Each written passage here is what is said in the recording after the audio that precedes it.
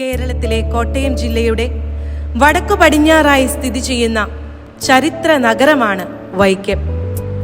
കായലും വയലേലകളും നിറഞ്ഞ പ്രകൃതി രമണീയമായ ഈ വൈക്കത്തിന്റെ മടിത്തട്ടിലേക്ക് ജനിച്ചു വീണ് ഗ്രാമീണ പശ്ചാത്തലത്തെ കരുത്തുറ്റ കരളുറപ്പാക്കിയും തലമുറകൾക്ക് അറിവിന്റെ പുതിയ വാതായനങ്ങൾ തുറന്നുകൊടുത്തും ശോഭിക്കുന്ന സെയിന്റ് ആൻസിന്റെ ആദരണീയയായ വൈസ് പ്രിൻസിപ്പൽ ആശ ടീച്ചറിനെ ആൻസിയൻ കുടുംബം നന്ദിയോടെ സ്നേഹത്തോടെ ഓർക്കുന്നു.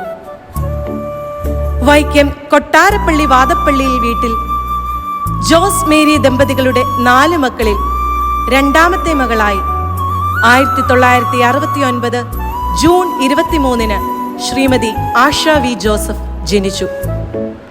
നന്മ നിറഞ്ഞ മാതാപിതാക്കളുടെ നല്ല ജീവിത മാതൃക കൈമുതലാക്കിയ ടീച്ചർ തൻ്റെ പ്രാഥമിക വിദ്യാഭ്യാസം പൂർത്തിയാക്കിയത് കുറവിലങ്ങാട് നസ്രത്ത് ഹിൽ ഡീപോൾ സ്കൂളിലാണ്. തുടർന്ന് പാല അൽഫോൻസ കോളേജിൽ പ്രീ ഡിഗ്രിയും ഡിഗ്രിയും, ആലപ്പുഴ SD കോളേജിൽ നിന്ന് ഇംഗ്ലീഷിൽ ബിരുദാനന്തര ബിരുദവും, മാന്നാനം ട്രെയിനിങ് കോളേജിൽ നിന്ന് B.Edഉം പൂർത്തിയാക്കി.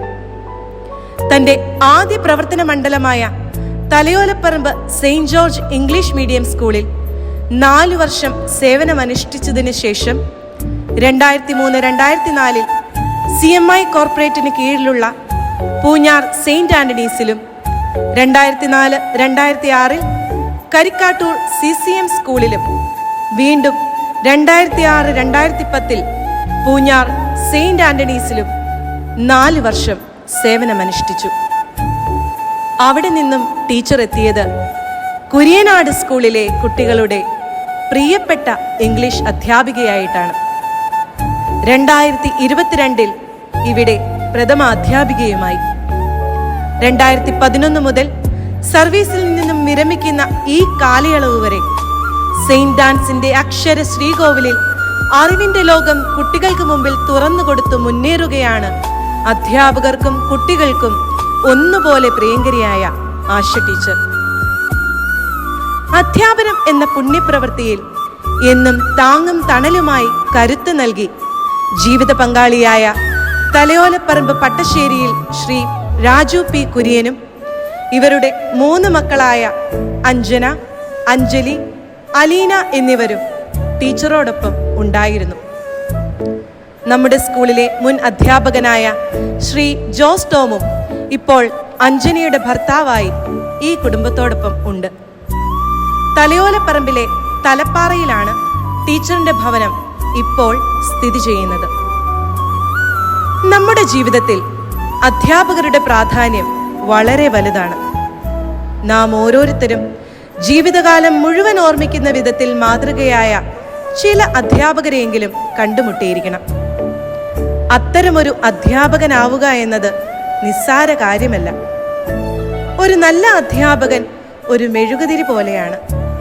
മറ്റുള്ളവർക്ക് വഴിതെളിക്കാൻ അത് സ്വയം എരിഞ്ഞു തീരുന്നു. ഇതിന് ഒരു ഉത്തമ ഉദാഹരണമാണ് ആശ ടീച്ചർ എന്നത് നിസ്സംശയം നമുക്ക് പറയാൻ കഴിയും. തൻ്റെ കരങ്ങളിൽ ഏൽപ്പിക്കപ്പെട്ട കുഞ്ഞുങ്ങളെ സൽസ്വഭാവികളും സംസ്കാര സമ്പന്നരും അച്ചടക്കമുള്ളവരും വിജ്ഞാന തൽപരരുമാക്കി മാറ്റുവാൻ ടീച്ചർ ഏറെ ശ്രദ്ധിച്ചിരുന്നു.